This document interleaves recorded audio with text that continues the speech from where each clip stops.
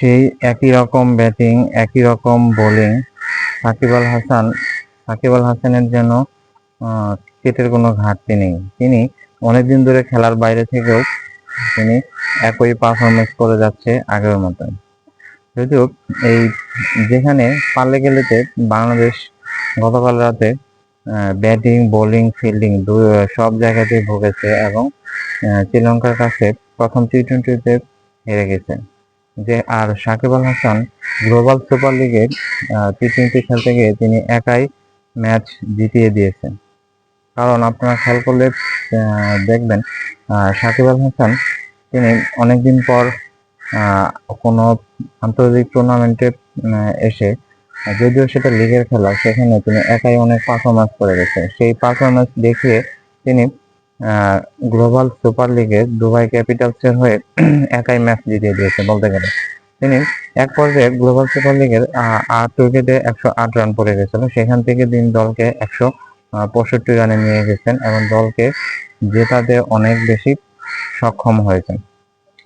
তিনি 37 বলে 58 রান করেছে এবং 4 উইকেট নিয়ে নিয়েছে, যেটা যেটা যেটা একটা অন্যরকম খেলা লেগেছে। আর এদিকে বাংলাদেশ ক্রিকেট দল একের পর এক হেরেই যাচ্ছে, একের পর এক পরাজিতই হচ্ছে। বাংলাদেশ দল জয়ের ধারায় ফিরতেই পারছে না। শ্রীলঙ্কার সাথে টেস্ট সিরিজ হারলো, ওয়ানডে সিরিজ হারলো, এখন টি-20 সিরিজে 3 ম্যাচের মধ্যে প্রথমটি হেরে গেছে। এখন বাকি দুইটা ম্যাচে যে কি হয় সেটা এখন বলা যাচ্ছে না। তো সাকিব আল হাসান যেভাবে খেলেছে, যেভাবে গ্লোবাল লিগে তার দলকে জিতিয়েছে, সেটা একটা